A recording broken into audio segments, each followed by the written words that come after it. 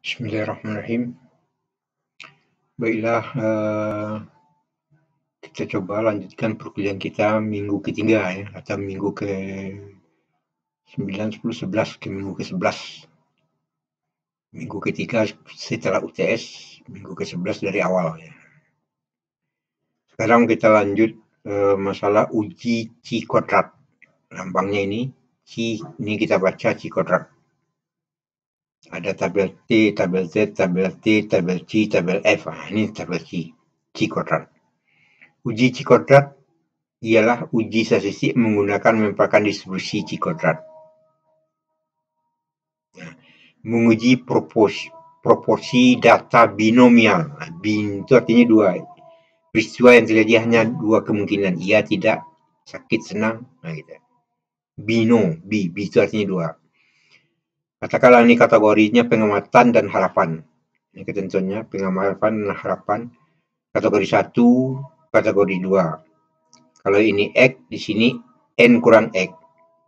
Kalau ini X, di sini jumlahnya N, maka di yang kedua itu N kurang X. Kalau di sini N kali P, kalau yang kedua N kali Q. Jumlah sama-sama N. Kalau itu nanti rumus yang digunakan itu ada rumus C hitung. Nanti kita akan contohkan lebih jelas yang kita anukan, tapi inilah bentuk rumusnya. C hitung itu X kurang N kali P dikurang setengah. Perhatikan ini, garis yang dua ini. Garis yang dua ini merupakan harga mutlak, menunjukkan harga mutlak. Harga mutlak itu kalau dia nanti negatif, tetap dipandang sebagai positif. Misalkan X ini 50, N kali P ini 75. Kalau 50 kurang 75 min 25. Min 25 bukan kita pandang min 25 tapi 25. 25 kurang setengah dikuadratkan. Nah, itu caranya. Kalau dia tapi kalau misalnya X-nya 75, N kali P-nya 50, 75 kurang 50, 50 tetap, nah positif tetap aja dia, biasa aja 50 kurang setengah dikuadratkan. Tapi kalau hasil pengurangan ini negatif, dipandang sebagai positif. Nah itu artinya garis yang ini. Harga mutlak. Dibagi NPQ, N-nya, oke kita lihat. Kriteria tesnya ini, maka H0 ditolak dan H1 diterima. Nah, kita lihat contoh penggunaan rumus C kuadrat tersebut. Dari teoritis, hasil perkawinan sapi akan didapatkan 50% jantan dan 50% betina. Katakan teori. Teorinya mengatakan bahwa kalau seekor sapi betina itu melahirkan kecenderungannya 50% jantan atau 50% betina. Kemudian untuk membuktikan teori tersebut, maka dikawinkanlah 100 ekor sapi. Di mana menghasilkan 40 ekor jantan dan 60 ekor betina. Nah, kalau kita lihat sepintas ini enggak 50-50 gitu. Nah, ini pembuktiannya secara statistik. Apakah hasil perkawinan sapi tersebut sesuai dengan teori tersebut? Kita ambil alfanya 0,025 dan alfa 0,05. Nah, caranya adalah tadi dikatakan teori hasil perkawinan akan mendapatkan 50% jantan. Berarti peluang yang jantan itu 50%. Atau setengah. Kalau P-nya setengah, nah lawannya Q-nya pasti juga setengah. Q itu selalu 1 kurang P. Berarti 1 dikurang P, P-nya setengah, kurang setengah, dapat sama-sama setengah. P dan Q-nya sama-sama setengah. Hipotesis yang digunakan di sini, P sama dengan Q. Jumlah sapi jantan yang lahir sama dengan jumlah sapi betina yang lahir. Itu artinya P sama dengan Q. Alternatifnya P tidak sama dengan Q. Nah, tadi kita buat tabel ini. Ini jantan, ini betina. Tadi dari tabel diketahui bahwa, dari soal diketahui bahwa dari hasil pengamatan yang jantan itu 40, yang betina itu 60, totalnya 100. Nah, itu dikatakan pengamatan, nilai-nilai pengamatan. Dari pengamatan hasil survei 40 jantan, 60 betina jumlahnya. Harapannya atau teoritisnya, tadi kan setengah. P-nya setengah, berarti setengah kali 100. Nah, untuk yang jantan 50, betina juga 50. Karena sama-sama P dan Q-nya sama-sama setengah. Setengah kali 100, juga ini setengah kali 100. Nah, pada akhirnya cepatnya 50. Setelah dapat rangkaian data ini, maka kita masukkan ke dalam rumus. X-nya 40 dikurang N kali P. Ini dia kan. 100 kali setengah dapat 50. Nah, 40 kurang 50 min 10. Bukan min 10 kurang min setengah, tapi 10 dikurang setengah, dikodratkan. Itu caranya. Wah, hati-hati di sini. Karena sini artinya harga mutlak. Berarti 40 kurang 50, hasil penilaian ini dapat min 10. Min itu kita jadikan positif. Kita pandang sebagai positif. Berarti 10 kurang setengah dikodratkan. Baru kita kodratkan. Nanti kita bagi dengan 10 kali setengah kali setengah. Nah, dapat nanti nilai ini 3,61. Yang perlu diperhatikan ini, harga mutlak ini, hati-hati, jangan lupa. Dapatlah nilai C hitungnya 3,61. Nah, sekarang kita lihat C tabelnya dengan 0,025, 1 dikurang 0,25 dengan nya 1, DB-nya 1, berarti C-nya 0,975, DB 1. Nah, lihatlah. Nilai C yang 0,975 dengan DB1. Nah, dapat ini dia. 5,02. Untuk 0,05 ini jadinya. 0,995 dengan DB. Ini DB atau DK1. Dapat ini. Jadi untuk 0,025 ini dapatnya. Untuk 0,005 ini dapatnya. Bandingkanlah C tabel dengan C hitung. C hitung kita bandingkan kepada C tabel. Ternyata C hitung itu kecil daripada ini. Dan kecil juga daripada ini. Berarti dia NS. Non-signifikan. Kalau kecil, kedua-duanya non-signifikan. Kecil dari sini aja dan non-signifikan. Kalau ada kecil dari ini, di sini pasti kecil. Hasil yang ini pasti kecil. Nah, karena non-signifikan, jadi karena C hitung lebih kecil pada F tabel, ini, maka H0 diterima dan H1 ditolak. H0 diterima. Nah, berarti ini yang terima. H1 ditolak. Artinya jumlah sapi jantan yang lahir itu sama dengan jumlah sapi betina yang lahir. Berarti 50% itu berlaku gitu. Walaupun di pengamatan di lapangan ternyata 40 dapat 60. Jantan 40, betina 60. Secara teoritis, secara statistik, angka ini masih dikatakan dalam batas 50-50%. Nah, itu kira-kira. Uji Cikodat menguji proporsi data bino. Jantan atau betina, sakit atau senang. Binomial. Binomial itu artinya dua kemungkinan.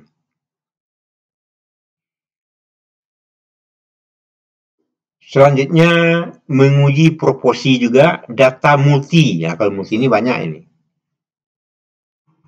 Rumusnya, rumus hitungnya, sigma OI, EI, dikodatkan dibagi dengan EI. Nah, di mana OI itu nilai pengamatan. Sama dengan yang tadi, nilai pengamatan. E itu nilai harapan. EI itu nanti jadi merupakan nilai harapan. O ini nilai pengamatan, E ini nilai harapan atau nilai teoritis. Ya, bisa juga kita katakan seperti itu. Nilai E itu nilai teoritis. Kriteria tesnya ini contoh penggunaan dari C untuk data menguji proporsi data multinomial. Multi artinya banyak. Kalau tadi bino artinya dua. Dalam satu eksperimen genetika menurut Mendel telah ditemukan satu karakteristik dari turunan F1 menjadi F2 dengan perbandingan 1,339. Jadi secara teori Mendel mengatakan kalau turun pertama itu dikawinkan nanti akan lahir anaknya, perbandingan anak rasio itu 1,339 untuk kategori A, B, C, dan D. Katakanlah kategori A, B, dan D. Perbandingannya 1,339. Hukum Mendel. Kita ingin membuktikan akhir-akhir ini dilakukan perkawinan terhadap hasil silang itik F1 di mana dari 160 ekor anak itik yang menetas didapatkan 5 ekor kategori A. Misalkan seperti itu, 23 ekor kategori B, 32 ekor kategori C, dan 100 ekor kategori D. Ada 4 kategori. Ujilah apakah hasil perkawinan tersebut sesuai dengan hukum Mandel tersebut. Apakah perbandingan 5, 23, 32, dan 100 ini sama dengan 1:3, 3, 9. Kalau sama artinya berarti mengikuti hukum Mandel. Alfanya kita ambil 0,025, tingkat kepercayaan artinya. Dan untuk tingkat kepercayaan 0,05 dan satu lagi 0,025. Bagaimana caranya penerapan menggunakan rumus yang ini untuk soal yang ini? Oke, kita lihat. H0-nya perbandingannya A, B banding C banding D itu 1339. H1-nya pasti salah satunya bukan ini, bukan perbandingan 1339. Nah, tadi ada nilai O, ada nilai E. Kalau O itu nilai observasi, kalau E itu nilai teoritis. Nah, nilai E atau nilai harapan atau nilai teoritis itu EA. Ini untuk A, B, C, D. Ini A, B, C, D. Jumlahkan seluruh ini dapatnya 16. Jadi kalau untuk A itu 1/16. Jumlah sapi itik tadi 160. Jadi secara teoritis kategori A itu ada 10. Untuk kategori B berarti 3/16. Kali 160 dapat 30. Untuk C 3/16 lagi. Untuk D 9/16. Dapat kali jumlah anak itik yang lahir tadi. 90. Jadi ini adalah nilai-nilai kategori A, B, C, D secara teoritis. Atau nilai-nilai harapan. Katakan juga dengan nilai-nilai harapan atau teoritis. Nah, setelah ini dapat kita masukkan ke dalam rumus. Rumusnya ini tadi. OI dikurang EI dikuadratkan dibagi dengan EI. Nah, berarti untuk yang pertama, kategori A itu ada 5. EI-nya 10. Dari sini dia ini. 5 kurang 10 dikuadratkan dibagi dengan 10. Yang keduanya tadi B itu ada lahir, temukan 23. Teoritisnya 30. 23 kurang 30 dari sini dia ini. Dikuadratkan bagi 30. EB. Untuk EC, OC-nya 32. Teorinya atau harapannya 30. Nah, sama dengan itu. 32 kurang 30 dikuadratkan bagi 30 dan selanjutnya. Dan ini kita cari semua. Akan dapat nilai Cihitung itu 5,38. 5,38 kita cari T-tabel. Untuk mencari T-tabel kita harus tahu DK. DK itu adalah sigma, jumlah kategori dikurang 1. Kategorinya tidak ada 4. 1, 2, 3, 4. 4 kurang 1, 3. Berarti DK itu kita ambil 3. Kita carilah nilai T-tabel 1 kurang 0,025 dengan DK 3, 0,975. Dengan DK 3, cari 0,975 di atas 3-nya kita dapat 9,35. Begitu juga untuk 0,0095 dapat 12,80. Bandingkanlah Cihitung itu dengan T-tabel, kedua-duanya. Ternyata kecil. Dari sini aja dia ada kecil, berarti non-signifikan. Kalau non-signifikan, artinya H0 ini diterima. H1 ditolak. Artinya adalah rasio perbandingan F1 tersebut masih sesuai dengan hukum Mandel. Jadi hasil perkawinan F1 tersebut sesuai dengan hukum Mandel. Karena H0 diterima dan H1 ditolak. Kalau H0 diterima, berarti perbandingan anak itik yang tadi, kategori anak itik yang lain itu masih sesuai dengan hukum Mandel. 1339.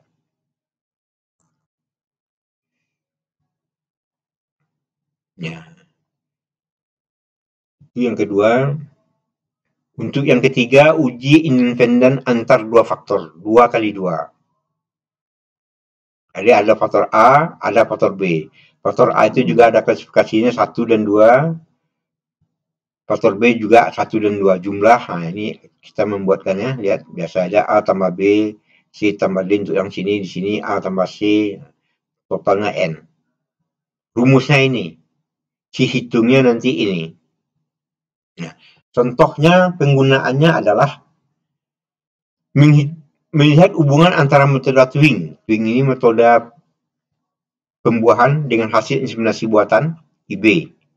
Jadi metode Twing itu ada berapa yang dicobakan air sumur. Untuk mengaktifkannya, telapak tangan digosok.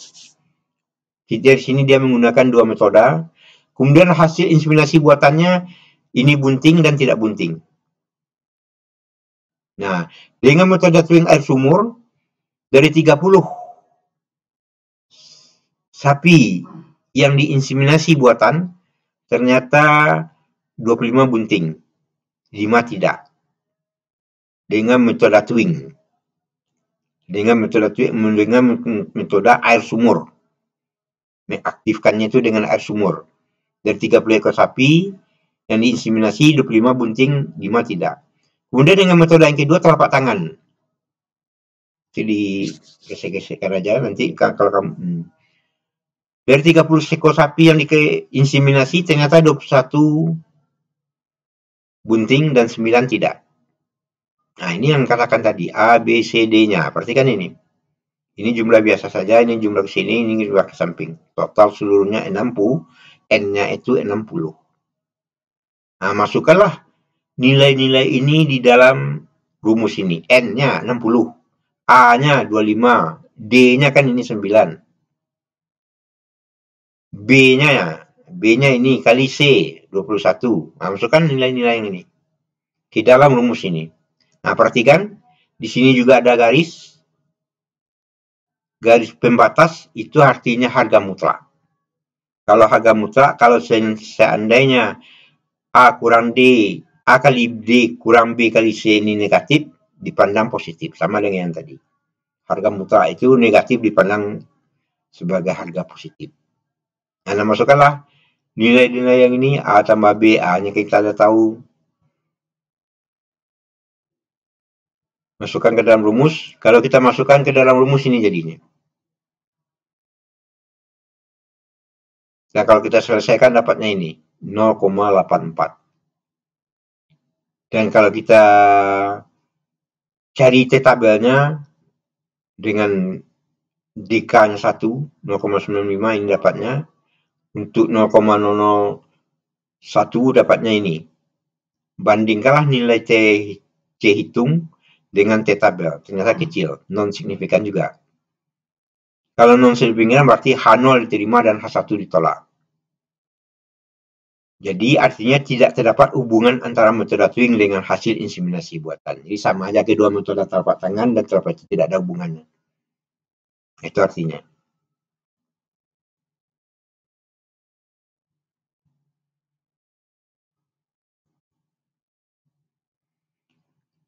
Yang terakhir, uji independen antar dua faktor. Untuk melihat hubungan antara dua faktor di mana faktor tersebut bersifat kategorik. Nah, ini rumus-rumusnya kalau kita perhatikan 2 kali sigma sigma. E, IJ, E itu selalu nilai harapan. N, I titik. Nah, ini dia, berarti jumlah nilai pengamatan pada baris KI. Kalau ini jumlah nilai pengamatan pada kolom KJ. N itu jumlahnya. Kedua faktor bebas, kedua faktor tidak bebas. Ini hipotesis yang diajukan. Nah, contohnya ini. Melihat apakah ada hubungan tingkat pendidikan peternak dengan tingkat pendapatan mereka. Katakanlah tingkat pendapatannya ini. Kecil dari setengah sampai 1 juta, besar dari 1 juta. Katakanlah 3 kategori kita ambil. Tingkat pendapatan. Pendidikannya ada yang SD, ada SMP, ada SMA, dan ada perguruan tinggi. Kita melihat apakah hubungan tingkat pendidikan dengan tingkat pendapatan. Nah, di sini artinya observasi.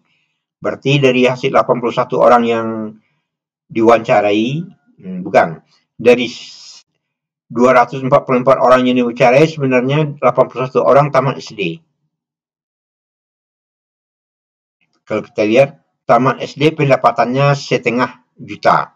Kalau ini dari 931 ya, total ini kita ambil sebenarnya dari 931, 72 orang tingkat pendidikannya SD, pendapatannya 1,5 sampai 1. Kalau ini berarti pendidikannya SD, pendapatannya besar 1 juta. Nah, untuk yang ini, perhatikan ini. Kalau yang O ini berarti tingkat pendidikannya SMP. O yang ini berarti menunjukkan untuk tingkat pendidikan SA atau SMA. Kalau yang ini menunjukkan jumlah yang tingkat pendidikannya adalah perguruan tinggi. O itu observasi. Nah, kalau untuk nilai-nilai yang E nih, nah, lihat di sini, saya buatkan caranya. EIJ, E23, saya ambil 308, 235 dibagi 931. Coba perhatikan. EIJ itu kan rumusnya ini. Sekarang kita ambil E23. Saya kembali ke sini. Baris kedua. Baris kedua ini dia. Kolom ketiga ini dia. Nah, berarti coba perhatikan yang ini. Baris kedua, kolom ketiga. Nah, lihat. Di sini ada 88, 308, 235. Lihat. 308 itu kita ambil dari sini. Jadi kalau dia ini 88, yang kita ambil ujung di sini, 308. Kemudian yang dengan 235. Total keseluruhan 931. Nah, perhatikan ini. 308, jumlah di samping, jumlah ke bawah, jumlah total keseluruhan. Dapat 77,74. Nah, itu yang kita buat di sini. Nilai yang ini 77,74.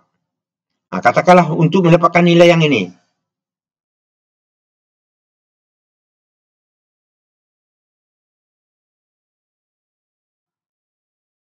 Sebentar. Untuk mendapatkan ya. Oke. Untuk mendapatkan, kalau tadi untuk mendapatkan nilai ini adalah 308 dikurang dengan 35 dibagi dengan 931, kan itu. 308 dikali ya, bukan kurang, dikali 235 dibagi dengan 931. Oke. Berarti 308 dikali dengan ini dibagi dengan ini, dapat nilainya ini. Kalau untuk yang kedua, untuk nilai yang ini misalnya, berarti ini saja. 308 kali dengan ini, kurang dengan ini. Akan dapat nilai ini. Nilai yang ini misalkan, berarti 244 dikali dengan 233, dibagi dengan 931. Dapatlah nilai E. Nah, ini, itu caranya. Mencari nilai E pada masing-masing elemennya. Ya. Kalau itu Anda cari, di sini 81 dikurang 50,32. Nah, ini untuk yang pertama. Kalau kita lihat 51.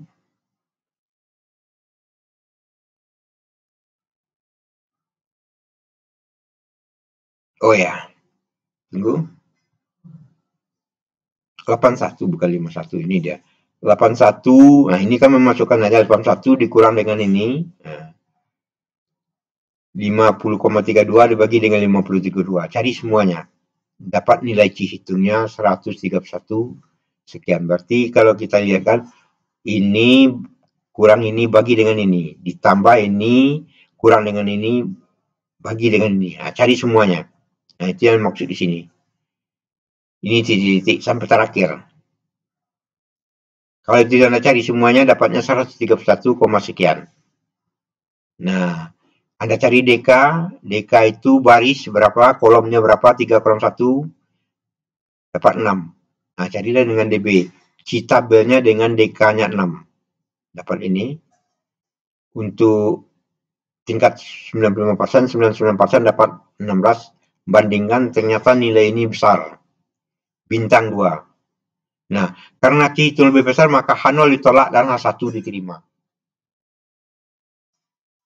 Artinya, jadi berarti tidak terdapat hubungan antara tingkat pendidikan dengan pendapatan peternak. Jadi ada kaitan antara tingkat pendidikan akan menunjukkan tingkat pendapatan. Ada kaitan. Itu maksudnya di sini. Untuk mengetahui derajat hubungan antara kedua faktor, maka digunakan rumus. Nah, ini C hitung. Berapa dapatnya? C hitung ditambah dengan N, dibagi dengan yang menggunakan itu aja C. Kemudian dibandingkan dengan C maksimum yang ditentukan rumusnya ini. C maksimum itu rumusnya ini. M kurang 1 kali bagi dengan 3 dapat ini. Bandingkan. Nah, di mana M merupakan minimum antara baris dan kolom jumlah. Nah, M itu diambil karena jumlah yang baris yang sedikit, baris atau kolom yang sedikit. Nah, maka di sini harga M, harga minimum antara baris dan kolom. Ini banyaknya baris dan banyaknya kolom yang sedikit. Nah, makin dekat nilai C kepada nilai C maksimum, maka besar derajat asosiasi hubungan antara kedua faktor tersebut. Dengan kata lain, faktor satu makin berkaitan dengan faktor Y tersebut. Jadi nilai